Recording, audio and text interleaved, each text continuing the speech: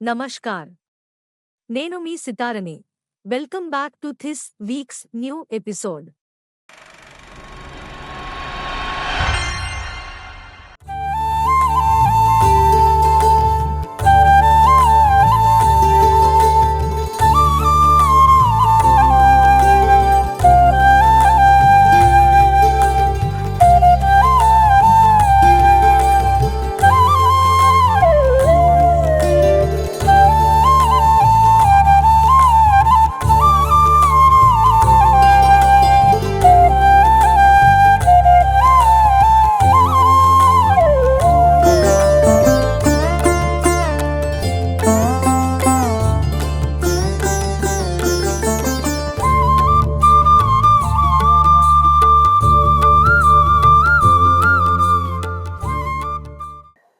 గుంటూరు సంబంధించి కొంచెం మళ్ళీ ఒకసారి వెనక్కి వద్దాము. 6th, 7th, 8th ఆ గుంట గ్రౌండ్ స్కూల్ అని చెప్పాను కదా, జడగ వెంకటరావు స్కూలు ఏసీ కాలేజ్ గ్రౌండ్లో. దాని అయిన తర్వాత మా నాన్నగారు కొంచెం ఎవరితోనో కన్సల్ట్ చేసి నన్ను హిందూ కాలేజ్ హై స్కూల్కి షిఫ్ట్ చేశారు. ఎందుకంటే అది అక్కడ మల్టీపర్పస్ స్కూల్, అది 12th స్టాండర్డ్ పియూసీ కాదు, అక్కడ 12th స్టాండర్డ్ వరకు చదివాను. అది చాలా చరిత్ర ఉన్న స్కూల్ అది అన్నమాట. ఇప్పటికైతే 115 సంవత్సరాలు ఎంత అయింది. పెద్ద పెద్ద వాళ్ళంతా వచ్చారు అక్కడి నుంచి. దాని పక్కన హిందూ కాలేజ్ కూడా ఉండేది. మన కె విశ్వనాథ్ గారు హిందూ కాలేజీలో కూడా చదివారనమాట. అక్కడ చేరిన తర్వాత ఇంకా మంచి సర్కిల్, బాగా చక్కటి ఎడ్యుకేషను, అలాంటి స్కూల్ కూడా ఎదుర్కొంటాను. పార్క్ ఉండేది. అందులోనే నాకు బాగా గుర్తు, నీలం సంజీవ్ రెడ్డి గారికి తులాభారం చేశారు. ఆ గోల్డ్ అవన్నీ వేసుకొని, అవన్నీ బాగా గుర్తు. తర్వాత ఈ స్కూల్కి వెనకాల ఒక ప్లే గ్రౌండ్, దాని వెనకాల ఏడుగొందుల సందు. అప్పట్లో తమాషగా అనిపించింది నాకు, ఏడుగొందుల సందు అని. అగ్రహారం అనమాట, అదేదో అగ్రహారం అంటారు దాన్ని. అన్నీ ఫాండ్ మెమరీస్. అక్కడ 12th స్టాండర్డ్ ఫినిష్ చేసే టైంకి మళ్ళీ నాన్నగారికి షిఫ్టింగ్ వచ్చింది, ట్రాన్స్ఫర్ వచ్చింది అనమాట. ఎక్కడికి? గుంటూరు నుంచి రాజమండ్రికి. ఇప్పుడు నేను డిగ్రీ రేంజ్కి వచ్చాను అనమాట, డిగ్రీ కాలేజెస్ రేంజ్కి వచ్చాను. రాజమండ్రి ఆర్ట్స్ కాలేజీలో నాన్నగారు మొత్తం మీద నన్ను చేర్పించారు, బిఎస్సి ఎంపీసీ.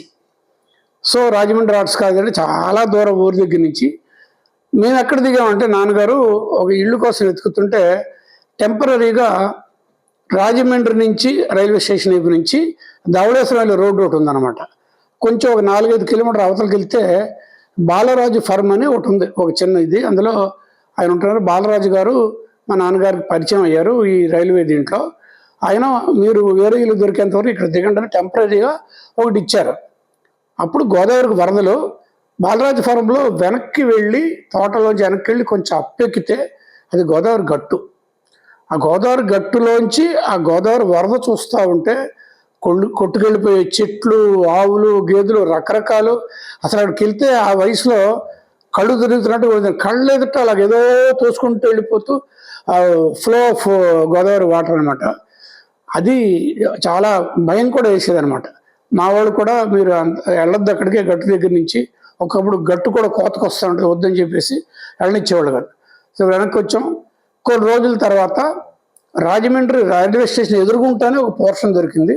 5 మార్కెట్ అంటారు, కరెక్ట్ స్టేషన్ ఎదురుగుంటానే ఉంటుంది. దాంట్లో ఒక పోర్షన్లోకి మళ్ళీ షిఫ్ట్ అయ్యాం బాలరాజు ఫారం నుంచి. అక్కడ నుంచి ఆర్ట్స్ కాలేజీకి ఒక సైకిల్ కొనిచ్చారు మా నాన్నగారు. పొద్దున్నే 8 గంటల్లోపు వెళ్ళి, అంటే 7:30కి బయలుదేరి 8 గంటలకి ఎన్సీసీ క్రికెట్ చేయాలన్నమాట. తప్పదు, ఆ రోజుల్లో కంపల్సరీ అక్కడికి వెళ్ళేవాడిని. వెళ్ళేటప్పుడు తాడితోట బ్రిడ్జ్ అని ఇవన్నీ ఉంటాయి. దానివాయిపేట, తాడితోట బ్రిడ్జి, లెఫ్ట్కి తిరిగితే అప్ వస్తుంది. అక్కడి నుంచి డౌన్కి తిరిగితే ఇలాగ కంబాల చెరువు, ఇంకా వెళ్ళి ఆర్ట్స్ కాలేజీలో 2 బ్లాకులు ఉంటాయి. 2 బ్లాకులు, ఒక బ్లాక్లో ఆర్ట్స్ ఇలాగ ఉండేది.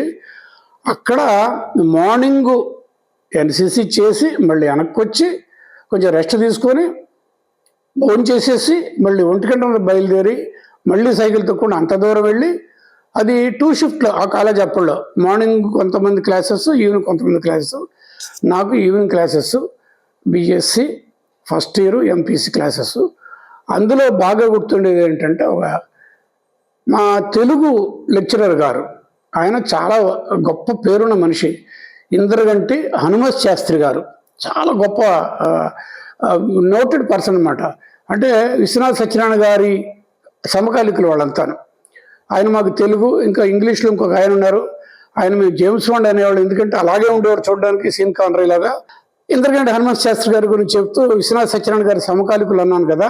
ఇంకో చిన్న విషయం, ఇంట్రెస్టింగ్ విషయం ఏంటంటే ఆయన కొడుకు శ్రీకాంత శరం గారు, ఇంద్రగంటి శ్రీకాంత శరం గారు, నేను విజయవాడ జీవితంలో జంజాల, సుత్తి వీరభద్రరావు, నేను మిగిలినందరూ కలిసేవాళ్ళం ఆయన్ని. ఆయన కొడుకు ఇంద్రగంటి మోహన్ కృష్ణ, మన సినిమా డైరెక్టర్. మీకు తెలుసు కదా, అష్టాచెమ్మ ఇలాంటి చాలా సినిమాల డైరెక్టరు. వాళ్ళు ఇంకొక అమ్మాయి ఉంది కిరణ్మయ్య అని. వీళ్ళందరూ కూడా ఫిల్మ్ స్టడీస్లో ఉన్నారు. ఇతను మంచి successful film director Indraganti Mohan Krishna. అది ఆ ఫ్యామిలీకి సంబంధించిన మ్యాటరు. నెక్స్ట్ బ్యాక్ టు ఇక్కడికి వస్తే ఆర్ట్స్ కాలేజీ రాజమండ్రి లైఫ్కి వస్తే అదే సంవత్సరం గోదావరి పుష్కరాలు జరిగాయి. అదొకటి చాలా హడావిడిగా జరుగుతుంది రాజమండ్రిలో. 12 సంవత్సరాలకు వస్తారు కదా పుష్కరం. ఆ సంవత్సరం మేము ఉన్నప్పుడే గోదావరి పుష్కరం. తర్వాత ఇంకొక మ్యాటర్ ఒకటి బాగా గుర్తు చేసుకోలేదు ఏంటంటే, నేను ఒక సినిమా అక్కడ చూసి భలే థ్రిల్ అయ్యా. ఆ సినిమా ఏంటంటే తాటితోడ బ్రిడ్జి దాటి ముందుకెళ్ళి స్ట్రైట్ వెళ్ళిపోతే రామకృష్ణ థియేటర్ అని అప్పట్లో కొత్తగా కట్టారు. అందులో మధుమతి, బిమల్ రాయ్ బెంగాలీ డైరెక్టరు, బేసికల్గా అతను కెమెరామెన్, చాలా గొప్ప గొప్ప సినిమాలు చేశారు. అందులో మధుమతి చాలా ఫేమస్. అందులో సాంగ్స్ కానీ దిలీప్ కుమారు ఇంకా హీరోయిన్ గురించి చెప్తా. సినిమా స్టార్ట్ అయ్యి వెళ్తున్నా హీరోయిన్ ఎక్కడెక్కడో లాంగ్ షాట్లో కనిపిస్తుంది, అద్భుతమైన సాంగు.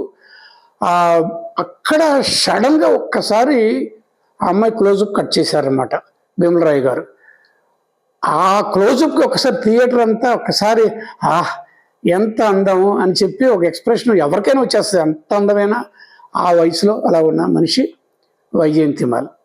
తర్వాత గొప్ప యాక్ట్రెస్ అయింది వైజయంతిమాల. తర్వాత సినిమా కూడా చాలా గొప్ప క్రైమ్ థ్రిల్లర్. అందులో పూర్వజన్మ, మళ్ళీ ఇది చాలా గొప్ప సబ్జెక్టు. అప్పటికిప్పటికి ఇండియాలో బెస్ట్ క్లాసిక్స్లో ఆ సినిమా ఉంటుంది మధుమతి.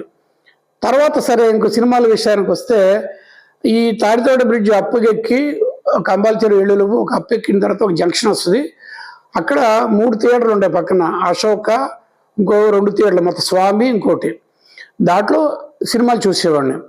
నెక్స్ట్ బస్ స్టాండ్ దగ్గర నాగదేవి అని ఇంకో సినిమా థియేటర్ ఉంది. అక్కడ ఎక్కువగా హిందీ సినిమాలు ఆడేవి.